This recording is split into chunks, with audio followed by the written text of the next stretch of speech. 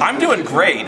This is great being in Austria, meeting everybody. I'm doing very well, and especially I'm better now that my luggage has arrived and I'm wearing clean underwear. The most important aspect of a game to me nowadays, especially, is the plot, because games are so much more involved about the story. They didn't used to be, because you didn't have room on the cartridge for a story really. But now they really are a storytelling experience, like Mass Effect especially. And so writing now more than ever is vitally important in a game.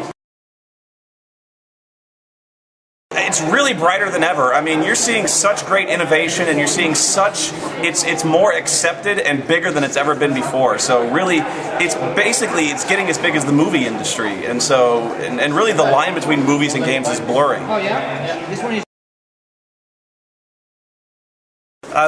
Games that desperately need a sequel. Oh yeah, there has to be. Eternal Darkness: Sanity's Requiem.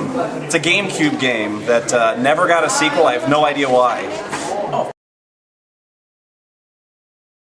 Why do I think it's happening? Well, it's because PC gaming is always very difficult.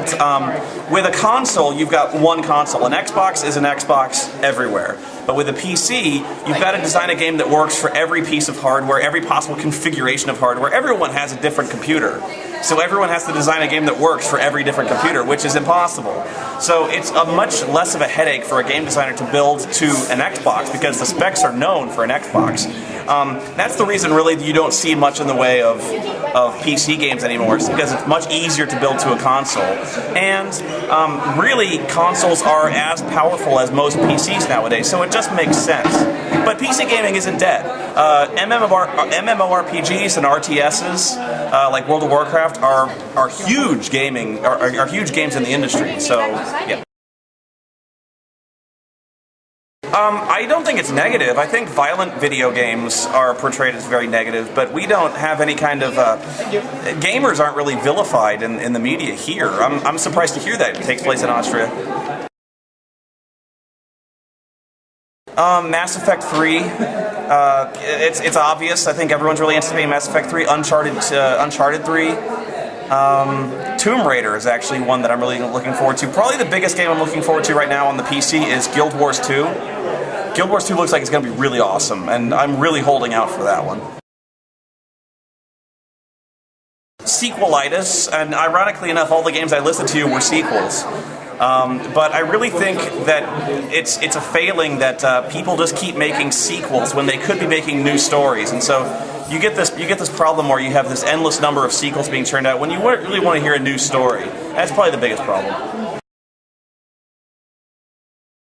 Yeah, oh totally.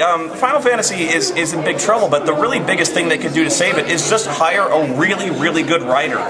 Hire a good fantasy writer, a good sci-fi writer. That's really what people come to Final Fantasy to see, is the good story. They've really obsessed too much over revolutionizing the graphics or the gameplay. That's not really what Final Fantasy is about. It really is just finding a great story, and Doug fucking with me right now. That's all it really is just get a really great author, write a great story. Well, nobody wants to admit their game is bad. It's bad PR for a game rep to go, oh yeah, you're right, our game is terrible. We don't. But I think they do hear the complaints, and I do think they're always struggling to improve. Nobody goes out to make a bad game. Nobody goes out to really make a bad movie, or at least not usually. But I don't think they'll admit that a game is bad, but they will take criticisms to heart most of the time.